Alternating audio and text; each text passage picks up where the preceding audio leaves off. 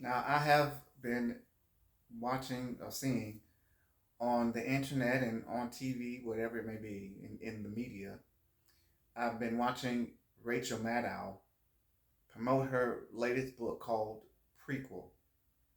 It is a book about, well, a research book about fascism in the United States, about Henry Ford being Hitler's mentor and whatnot, whatever that may be, his mentor.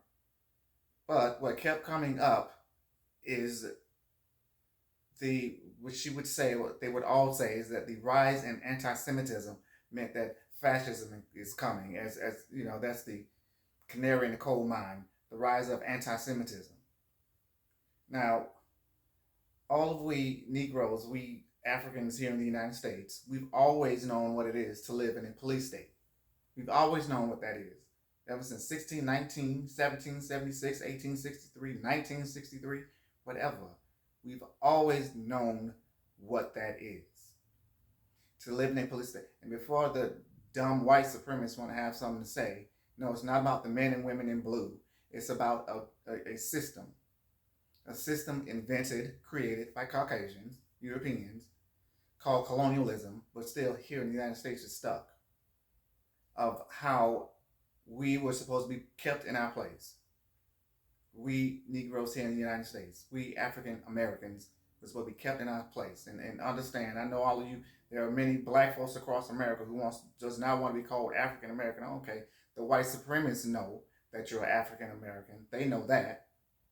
They don't care if you don't want to call yourself that. That's what you are, and they know it.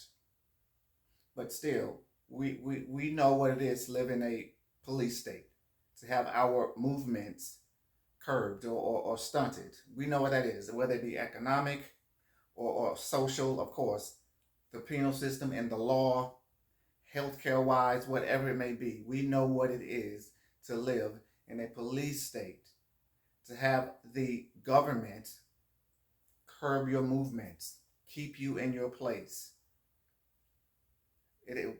Whatever that may be for us in the United States, we black folks in the United States, we African Americans, kept in our place. Even before the who is this?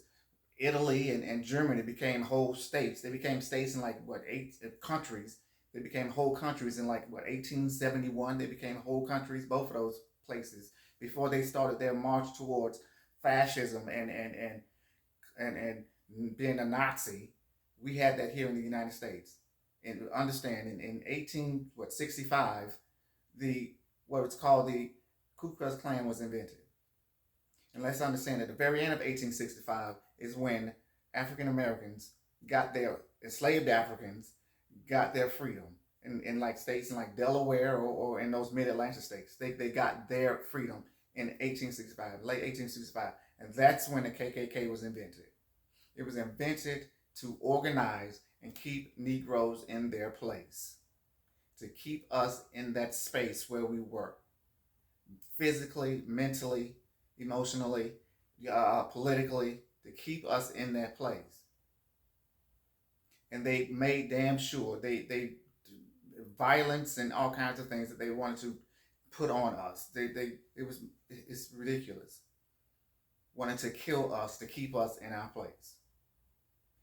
Even when they were called a terrorist group, they ended, of course, in like 1872. But they knew they was going to be called a terrorist group. This is why they changed their name to the NRA, the National Rifle Association. That thing was invented to put guns in the hands of Caucasian men, especially Caucasian men below the Mason and the Dixon line.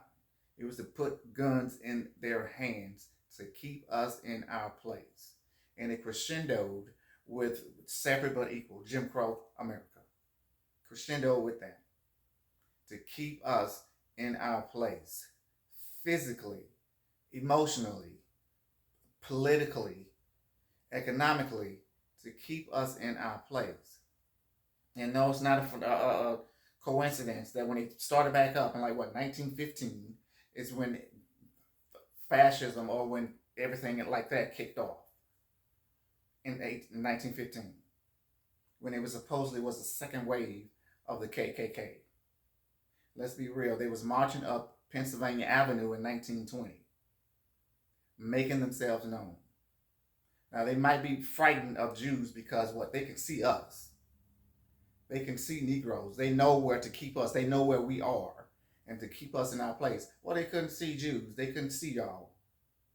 So they was scared of you. So you were the number one target. So you may have been the number one target. We was the number one target. You was a close number two. They was trying to kill us. And yeah, Hitler took everything that he saw in the Jim Crow South and moved it over to Germany and created Nazi Germany, created the base for Nazi Germany of what he saw, how he saw we were being treated here in the United States. But Caucasians here in the United States don't want to deal with that because, it's our problem. It is racism, not fascism. It's racism for us. So they don't want to deal with it. They don't want to have anything to do with it. It's our problem. We have to always be trying to do away with that thing. Always trying to save America from racism. Always trying to define racism when it's literally more than that. We can see that it's more than that.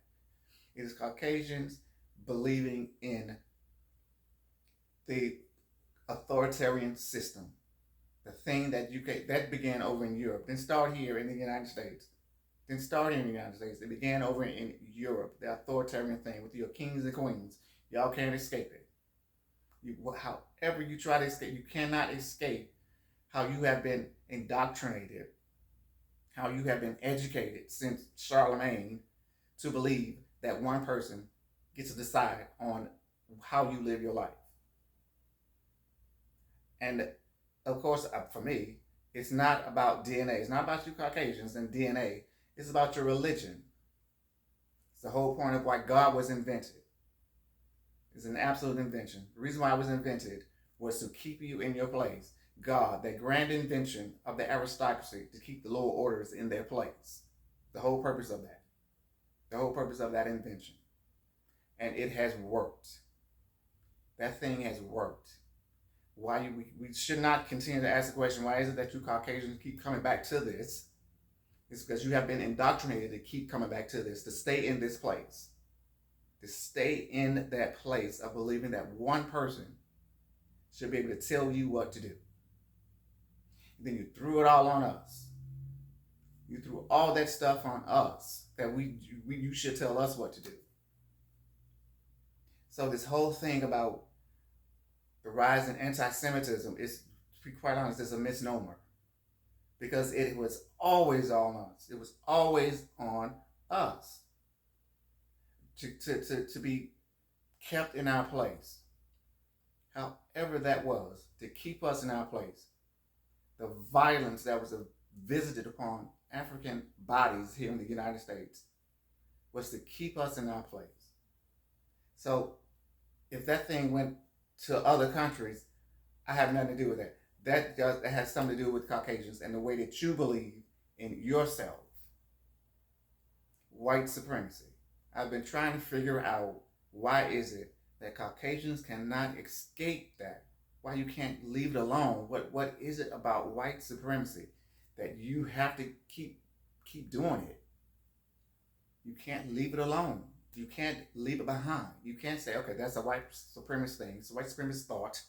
That's a white supremacist action. I'm not going to do it again. What is it? What is it? I don't get it. Why do you keep coming back to this? You keep coming back to that authoritarian thing. We've tried our damnedest, we black folks here in the United States.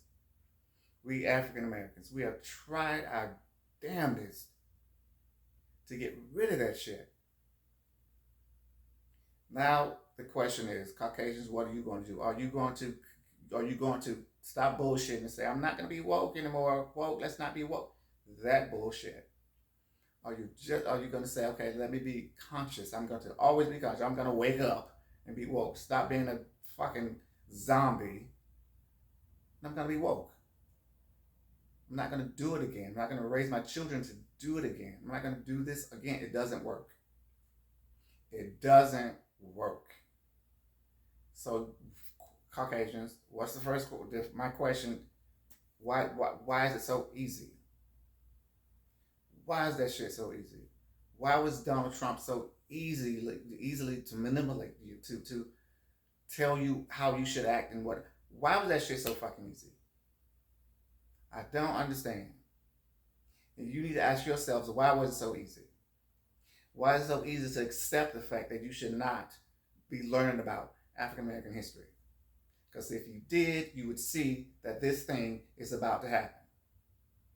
And you will not allow it to happen because you know that you know the history of African peoples in the United States. And not do it again. I'm trying to understand how the fuck the United States got this close again, once again, got this close to authoritarianism. And we're looking at it, looking right at it. And I'm just simply going to be honest. I'm convinced, I don't care, I'm convinced that so what if Joe Biden wins in a landslide? The Republicans there in the House do not care. They would throw those votes out anyway. They would nullify millions of votes to put that scumbag traitor Donald Trump back into the White House. They'll just throw him out. We've seen that in other states when people are voting to put abortion in the state's constitution. They voted for that. And Republicans said, no, we're not going to do it. Not going to do it. They're just doing what the fuck they want to do. If you believe that they're not going to do this shit, come January 2025, they will. They will absolutely do it. Because we are there. We are there in this country. Caucasians, something is wrong. Something is wrong with you. White supremacy has made you mentally disturbed. And y'all need to figure that shit out. Figure that shit out real quick.